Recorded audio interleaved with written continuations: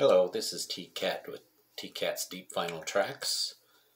I have a few more CDs and records that I want to show that I got towards the latter end of February. And just a few things here I wanted to show off. First of all, a couple of CDs. The first one is Passengers, Original Soundtracks, #1. Now, if you're not aware of this particular CD or what Passengers is, basically it's the band U2 along with Brian Eno. There you see it there.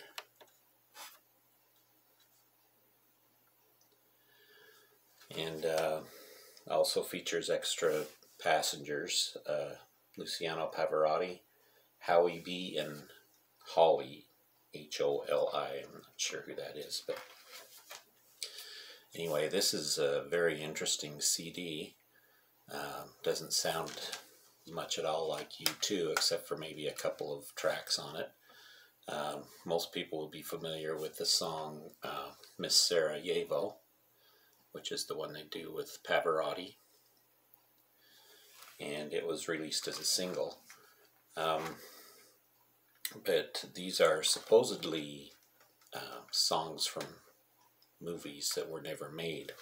I don't know how real these songs are, or I mean the movies are, if they ever were being planned on being made, or if they're fictitious. But the music, other than a few tracks, is kind of more experimental, more of what you would expect Brian Eno to do.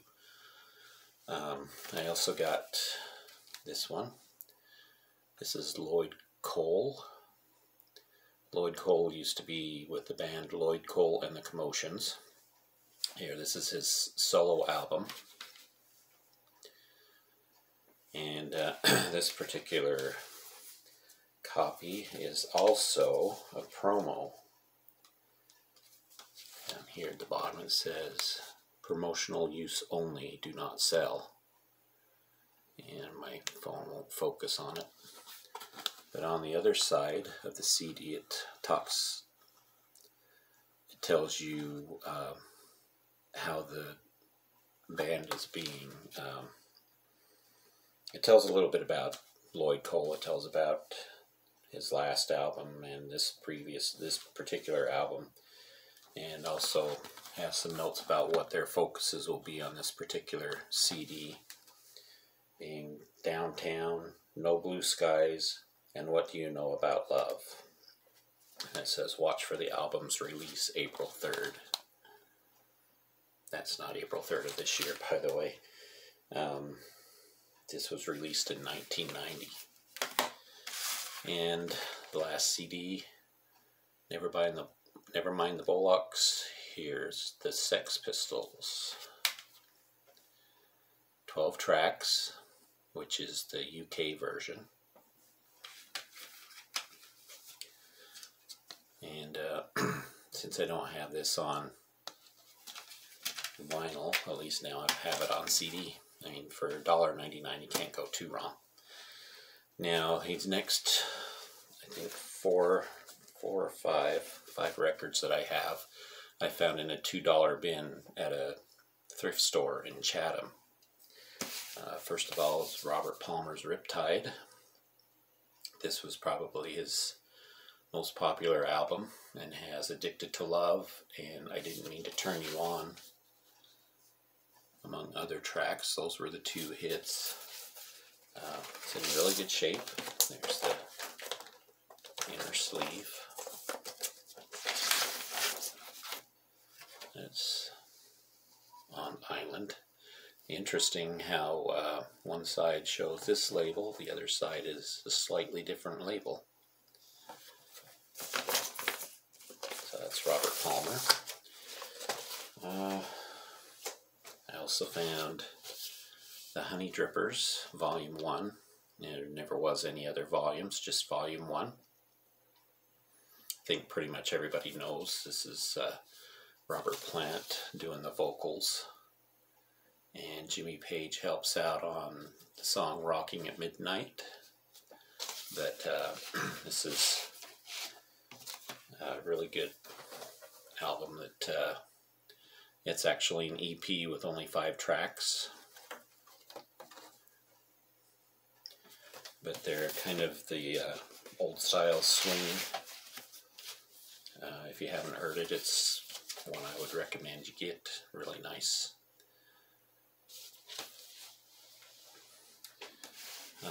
Neil Diamond Moods. I like the early Neil Diamond. This album here is still pretty good, but we're getting close to where I don't really care for his music so much because it turns out being a little too commercial for my taste. But this is on MCA, so it's a reissue of it. I like a lot of the early Neil Diamond, everything up to and including Jonathan Livingston Seagull, which is a beautiful album. After that, it seems he loses my interest. This one was a really good find. Autograph, Sign In Please.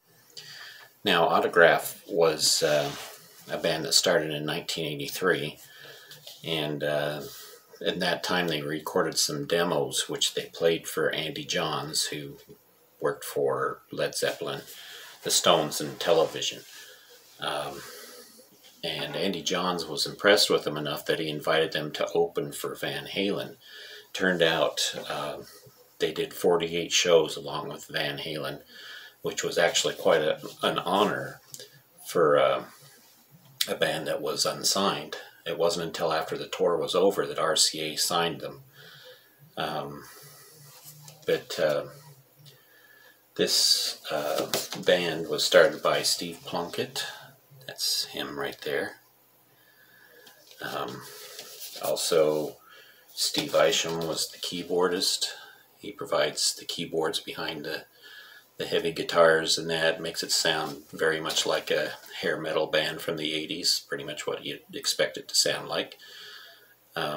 He was coincidentally from Pocatello, Idaho, which was not too far away from where I grew up. Different state. It was maybe an hour away from where I lived. And we also have Steve Lynch, who is the guitarist. He had a technique which he uses on the song Turn on the Radio, which was the only hit off of this album. Turn Up the Radio is actually what it was called. And he uses what he called fretboard tapping technique. He ended up being quite famous for that. He actually won awards for that technique and even has online classes showing how to do it. So, Autograph, Sign In Please. Another interesting thing about Turn Up the Radio, by the way, is the fact that the band or the label didn't want to use it for a single. They didn't even want to include it on the album at first, but it was later added. It was actually the last song that the band recorded for that album, and it was added. Well, because of that, they had their one and only hit, so I guess that was pretty good for them. And it also boosted their sales, so it was a good decision to add that on there. I'm not a huge fan of hair metal, but I like finding some of the albums and holding on to those. And one of the more interesting ones that I found in that bin was this Underworld, Underneath the Radar. This is Underworld's debut album. This is project headed over by Carl Hyde on vocals and guitar and Rick Smith on keyboards. And this is very keyboard-oriented music, and they are actually still making albums. Their last album they released in 2019. Here's the back. And their music is considered electronic, though this particular album is a bit different from what they would do later. They ended up moving into more of a rave style, not rave, but a trance style, but using a lot of electronics. Can be quite interesting music. It's on the Sire label. Now, you would never know it by listening to this, but this album was done in one take. One take only. No overdubs, nothing. And it does not sound like that at all. It's not a bad album. Not as good as what they would do later. But the first two tracks, Glory, Glory and Call Me Number One, were both pretty decent tracks. And the last two tracks on side 2, Pray and The God Song, both really good tracks. The rest of it is kind of give and take. So those were all $2. The next two I got through the mail. Actually, my wife ordered this one. She's a big fan of Brandi Carlile, and I actually like her too. I think her music is really, really well done. Just an amazing singer-songwriter. This album is called By the Way I Forgive You, and Brandi Carlile albums were, even for the new ones, were selling for a lot of money. Until just recently, the prices on them dropped quite drastically on Amazon, and we were able to get this for around, I don't know, $25, $30, I think. And now that they're running out of copies again, the price of them is quickly going back up. This is some of an insert that's with the record, and some information on the back. This is quite a beautiful album. Very amazing songs on it. She's quite the songstress. Here's the gatefold. The interesting thing about this is this was supposed to be a black, on black vinyl. The barcode and everything shows that it's black vinyl. There was nothing, there were no stickers or anything on the front that said any differently, but it turned out to be red. Now, there was a red issue, a red vinyl issue of this album that was put out specifically by a club, and apparently there are no copies of it left. Amazon, it's selling on Amazon for $190, so I don't know. It's the barcode on the back coincides with the black vinyl, but this is definitely the club version of it, so interesting. And since she ordered that, she also did a surprise for me and ordered me one, and that is Graham Parsons' Grievous Angel. There's the hype sticker. Yes, it is the reissue. Reissued on 180 gram heavyweight vinyl. I think it was 2018 was when this one was reissued. There were only 2 copies left of it on Amazon. There's the back. Nothing much there other than some information in the tracks.